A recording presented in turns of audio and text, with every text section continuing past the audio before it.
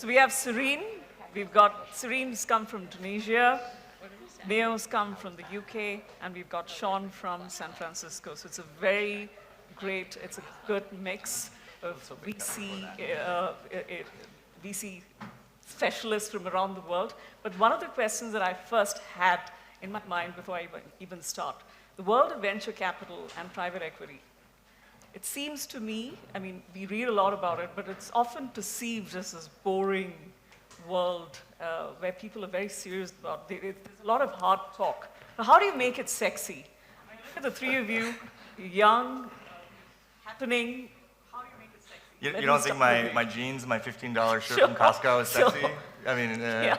I mean, I could go first if that's okay. I think I would push back on the question because I think venture and startups is super sexy. Yeah. And you know, on a good day, my job involves having coffee and happy hours and dinners with the smartest people in the world who are working on their life's work and solving problems that is big problems that are touching sometimes millions, sometimes billions of people. And if you have an opportunity to go enable those people to go build those solutions, I think, from my perspective, I mean, I think that's a pretty sexy job. And if I get a chance to do that just once with a really great founder, it's a fulfilling job too. It's a fulfilling job. So you're looking from the outside into the African continent. And Shawn, you're the new kid on the block in Africa with a very recent interest in the African tech ecosystem. Can you just tell us a little bit about what you think is most appealing for you? How is the continent making the mark right now? Yeah, I mean, it's a real treat for me to come to be here with you folks today in this room, as well as recently I just joined a fund, a venture fund being built by On Deck, which is where I work now, and I have an opportunity to invest internationally. And ever since graduate school, from just a couple of years ago, what they're teaching in graduate school now is that Africa to our children will be what China was to us. I think the economic growth story of Africa is something that I want to be a part of. If you think about it, I mean, it's going to be 2 billion people here, the youngest population in the world. There will be a demographic dividend here, and people are leapfrogging certain things. The largest population of mobile money users in the world are here in Africa. Mm-hmm. The stories that are coming out of places like Nigeria, in South Africa, I mean, just incredibly exciting in terms of the types of businesses that are being built. Right now it's in fintech, but I'm starting to see stuff in commerce and climate and in logistics. And I just think that this is the opportunity to go build these things is now. That's true. Yeah. The future is now. Let me come to you, Neo.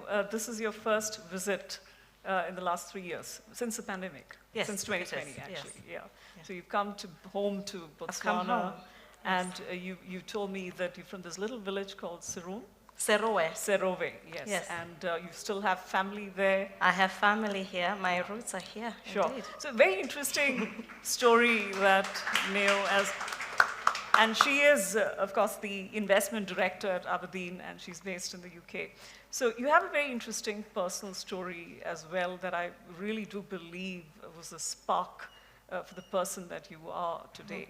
Mm-hmm. You grew up in this village, you saw poverty all around you, came from a very humble background, and then that made you want to do something more meaningful in life. So how did that shape you as a person, even before I go into the world of venture capital and private equity? That is your world. Share us the story of your beginnings from here. Yeah, I would say, from the moment I wake up every day, I'm hungry. I mean, I'm not even hungry, I'm starving. I'm really starving. I'm hungry for more. I'm hungry to unleash my fullest potential because I didn't grow up having much. I grew up like the average person in Botswana, in Serowe. I went to the village standpipe to go and collect water from there. I have made food, with firewood, etc., etc. I have also overcome personal challenges, being partially sighted. I think a lot of you know my story. I'm blind as a bat. So that shaped me in that I truly believe that each and every one of us has so much potential, and I think when we do kind of take the risk and we do take the steps, when you have opportunities and you actually pursue them, and when you're hungry every day, I believe that that is going to take you to different heights. And I am living proof of that, right? I'm just like any Motswana child here, any one of you here, and being in my position right now where I'm responsible for 200 billion pounds of money, 200 billion pounds of assets, I think it's just pretty remarkable given where I've come from. And I believe that every single one of you can do it. Fantastic. That's a great note to begin with.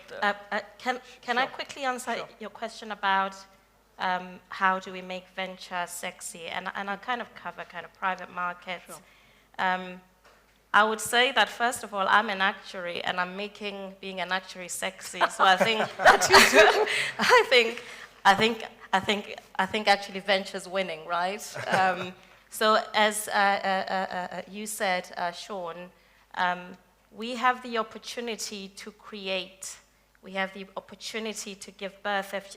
As you said earlier, Renika, when you are a creator, you are basically carrying this child, you're giving birth to this child, and you're nurturing it, and that ends up basically serving you and driving value. And the beauty of it right now is that the world, you know, the world is waking up to three things. The first thing is, you know, diversity. George Floyd, you know, as terrible an incident that it was, it forced the world, the US specifically, to focus on diversity. I'm sitting here because people think that I deserve to sit here. You know, diversity is now seen as really, really important. Impact investing and sustainability. And that is what makes our job sexy, because we can be intentional about how we allocate capital. And this is what wakes me up every day. You know, I'm super excited because I get to work with really, really talented people to basically be intentional about placing capital in areas that are actually going to impact real people in Africa, lift people out of poverty. And that is what makes venture sexy and private markets sexy all around. Private equity, private debt, that is what makes it sexy. Cyrine, you were in Montreal, and then you decided, you shocked your family. You said, no, I want to go back to Africa because you are from Tunisia originally. Why did that happen, and how did they take it? Yeah, so I'm born and raised in Tunisia. Then my family immigrated to Canada, so I went along with them, did my studies there. And after starting my first job in Canada, it was among an insurance group that was listed in 3 stock exchanges. My family was extremely proud. Then I was like, wait, I'm just I felt like another employee among many others, not really adding value, and I kind of lost purpose.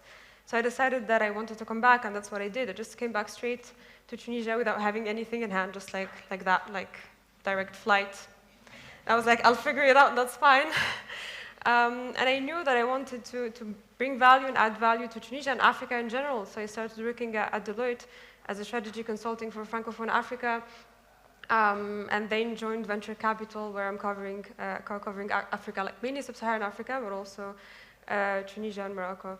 So yeah, it was very shocking for my parents. Now they understand it, at least. Sure. So just give us a glimpse of the startup ecosystem in Tunisia at the moment. Yeah. We don't hear a lot about North Africa here, sitting where we are in sub-Saharan Africa. But you have a new, more friendly startup act, for instance. And in many ways, you're bridging North Africa with sub-Saharan Africa. Yes.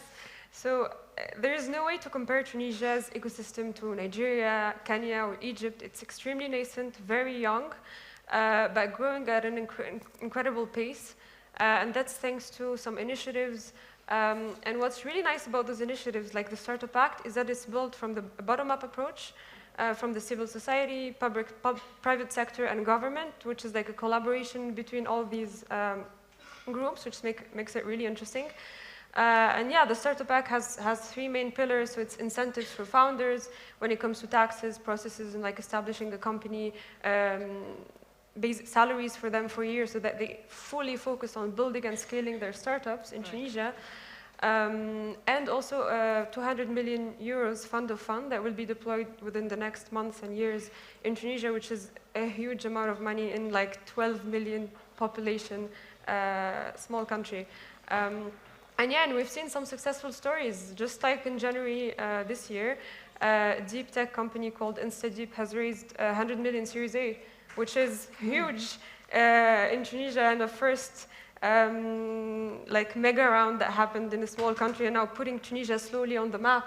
Right. And I think that's also happening with other countries like Senegal, Ivory Coast, Morocco, and we'll see those countries moving along and maybe competing with the four giants. Shawn, if I may come to you, Sure. you're a partner at On Deck, and you are accelerating startups, you're investing in new companies. There are a lot of new ideas that come to you, and you did mention that there are about 44 founders in Africa that you're working with. Yeah, that's right. What's that experience been like? For me, it's an amazing experience, and in particularly helping them connect to pools of capital for the next round, beyond figuring out the 0 to 1, figuring out what is their product, how does it get to product market fit, is it an idea that actually can get to venture scale? Beyond that, also helping them get connected to international investors for a larger seed round or a Series A. That's work that I've found to be pretty rewarding. But the ideas that are coming out of the founders that we've backed are, to be honest with you, things that are not common. Like you would not commonly understand them. You would not internalize them because it's a very different environment and context than America. As an example, we backed a company in Nigeria that is helping folks pay monthly rent in Nigeria, and we had to backtrack for about 15 minutes into the conversation for us to realize, oh, in Nigeria actually, it's really quite common that you have to pay rent for a lump sum 1 to 2 years before you can even get your apartment. And I had to go verify that with a bunch of people to realize, okay, this is actually a huge opportunity. And when I explained that to a bunch of American investors, A, they don't know what that is, what that actually, they didn't know that. And B, they find this opportunity to be a no-brainer, that there's gonna be a huge company built in that space. And I keep finding those amazing, really interesting problems that are unique to the African context. They're big, massive companies to be built there. Sure. And so I found it to be pretty exciting. And it's not just fintech companies. I think everyone talks about African fintech, but Yes, yeah. I'm looking at, again, I think I mentioned climate tech Climate tech, companies or logistics companies, commerce companies, and that's it's like fundamental to the rest of the ecosystem. So if we forget the bigger economies, Nigeria, Sure. Kenya, and South Africa, what Sure. about Francophone Africa? Are you Yeah. learning any French, for example? So my French is terrible. I definitely need to maybe get a tutor. I really should have paid more attention in high school. But I think that the arbitrage and the real opportunity is not just going to be in the typical suspects, right? And we're in the early innings of, I think, massive change and massive inflections, economic and technology and consumer behavior, regulatory, all these things I think will come. I'm still studying it. I would love to find friends in this room who help me study it and understand it better. But I think that those things are happening. And so as a result, I think the same growth rates and adoption for products you would see in Nigeria are things you'd also find in Francophone Africa. And so I'd like to go spend more time in Senegal. I'd like to spend more time in Tunisia. So that's my, at least that's the ambition. Yeah, and I think with the pandemic, there's been more desperate measures to find solutions for problems, and therefore there are more opportunities. That's right. So let's look at some of the trends that are evolving in this space. Tell us, Neo, any new trends, particularly in Africa, in the African context, that you've seen? I think the biggest trend I would say is for my investors who are investing in Africa is impact investing and sustainability. And in particular, it's clients who are committing to invest in line with net zero. Net zero is a big theme, and I think it's going to be a big theme for a very long time. And there's going to be a lot of capital going there. So guys, if you are working in the space as entrepreneurs, as in fintech, in being creators, think about this space, because you need to be in a space that is going to have quite a bit of money going to it, and net zero is that space at the moment. A lot of insurers, a lot of pension funds, etc. So I've got clients who are desperate for what's called climate solutions. It's technology that is going to essentially enable a greener climate, and I would say for me that is the biggest one I would advise everybody to think about. Sure. Great. And obviously, you've got to overcome some of the regulatory framework issues, the governance policy issues? Absolutely. I would say that one of the challenges that my clients have with Africa is that they feel that it's a nascent market, and I think it's only because it's a perceived view, because a lot of them haven't kind of experienced Africa in a real way. So there's a perception of it being nascent, a perception of poor governance, a perception of the ease to do business being difficult because of regulation, and a perception of corruption as well. Yeah. And I think COVID brought the world's focus to Africa. That was the beauty of COVID. I know that COVID was terrible, but the great thing about it is that it got the world to focus on COVID because of the need for vaccines. So the collaboration that the Western world had to have with Africa, I think, gave a lot of people comfort. Yeah, I think it gave a lot of people comfort, and it gave a lot of people insight about Africa. All of a sudden, people are thinking, oh my God, Africa's education and resources, engineering resources, talent are a lot more advanced than we'd actually thought, right? I'm amazed. I was sitting having lunch with a few of the guys here, One and Maungo, et cetera, et cetera. You know, the talent pool in Africa is absolutely incredible. I have worked, I have studied at Oxford, I've been to Stanford, and the talent pool here is basically on par, right? And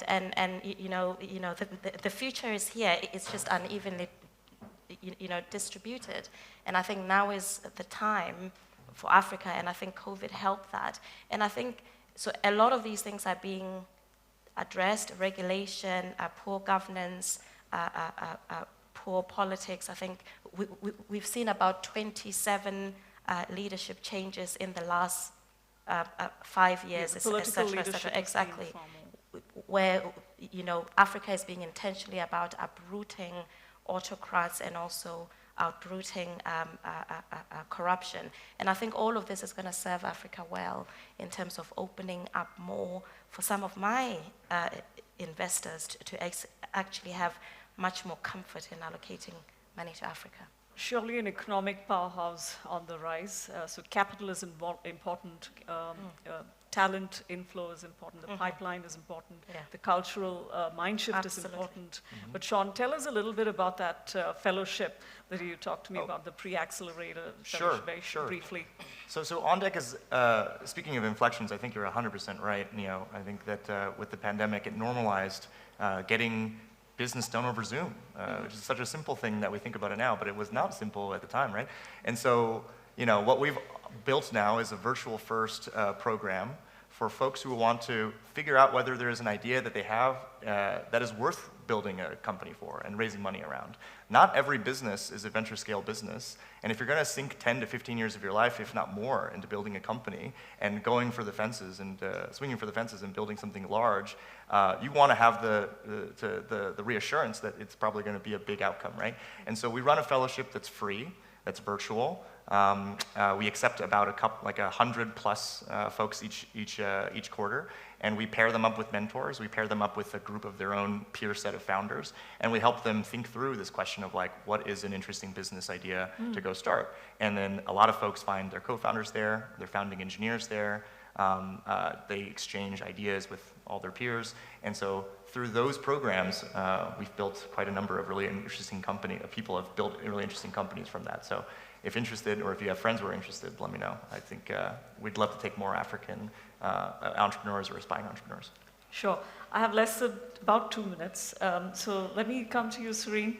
What about female-led investing or women-led companies? Is there any progress you see, at least in your part of the world?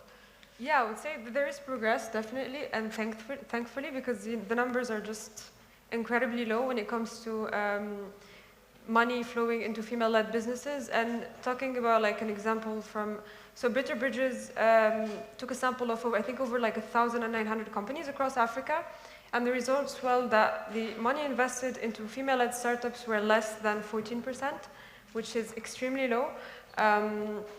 Now we're seeing these numbers rising a bit, and that's, I think, thanks to initiatives such as Mama Ventures, for example, an impact venture builder that focuses on female-led startups and also other like boot camps, women in Africa. For us, so Global Ventures is a Series A investor, but we try to reach out to female-led founders and startups early in their journey, pre-seed or seed, to support them, help them. We have events also and boot camps where we support female-led founders. When we were in Kenya, we had like conversations with more than 10 female founders. We haven't found any like specific challenge that they all face. It was like several challenges, so there is not like one solution that will just fix the problem. Yeah. But there are definitely a lot of things, and what I think is very important is to have unbiased conversations during investment committees. And also, investments should always go to the merit of the founders and the businesses.